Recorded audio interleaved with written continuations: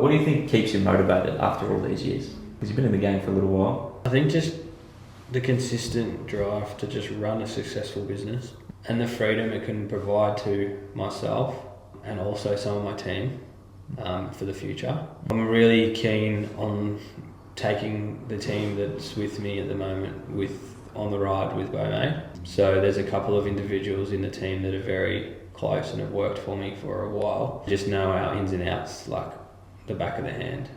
They do very well and also are starting to show signs of leadership and management and not just doing the carpentry side, making sure that the subcontractors are doing their job properly, making sure they're set up, ready to go, making sure we've got everything sorted. I guess just being able to run a successful business that doesn't involve me in the day-to-day where I can not be involved in operations, which I'm pretty close to at the moment, I would say. Yeah. There's days where I'm as far away as I could possibly be, but the average is pretty close. Yeah, it's getting better.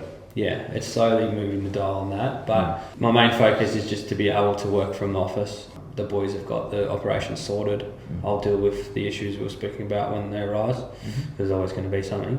And just be able to just work from the office, work on developing the business, work on growing the business, work on processes, work on quoting, and just providing that good service. I feel that there's been a little bit of an uplift on that for the last couple of years, just making sure we're providing a good service. Do you teach that to your team as well, that to how to interact with the clients and stuff as well? And don't be rude, boys are try and... They're awesome. They're always polite. I always get good feedback from the clients. We've got one in Build at the moment where the clients are living in the house and there's a bit of interruption to them, but the boys are all over it. They're communicating with them, saying, hey, we might be in here for the next couple of days. And just, we normally do get good feedback from our clients for the team. Our guys in Croydon love the boys, do. They go that little bit above and beyond for them as well. I teach them to, just if they want you to do something, just get it done. Yeah. Go that extra mile. Yeah, just provide that little bit more. Because I think that the general mindset, and I could be wrong, but I think that sometimes tradies get a bad rap, and carpenters and builders, they sort of get a bad rap for not necessarily. I don't know. I think it's just tradies in general get in trouble for being messy or for being slack or being a bit rude or a bit gruff. They're just rougher characters, but I think that the overall percentage of people that we deal with are always good-hearted, kind, good people that are just out there trying to have a crack, and that's really what it's all about. People like yourself as well. You try your best. Yeah, you just got to try and bust that perception of tradies. I feel there are them out there. Yeah, for sure, and it's just if you decide to be one or not. There's plenty of guys running successful building companies that are like us, I would say. Polite, well dressed, well uniformed, sharp. Wearing proper uniform every day. Make sure the site's clean. Like it's a building site, it will get dirty.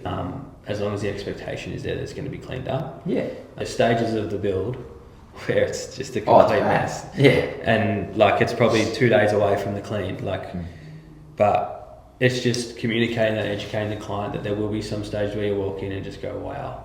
Yeah. What's happened? It's a disaster. Yeah, but it's just a part of the process. We'll get it clean. We're probably already in the process of getting a bin delivered and sorting it out. But it's just bust the stereotype, because there are still, I feel that's like the old stereotype. I feel there's new age builders that are a lot cleaner, a lot more polite, a lot more well structured businesses that want to run properly instead of just the old school way of just going to work and doing it, and if we make a profit, we make a profit. If we don't, who cares? We're just a builder. And I guess just having those hard conversations with your clients and with your team, you need to have them.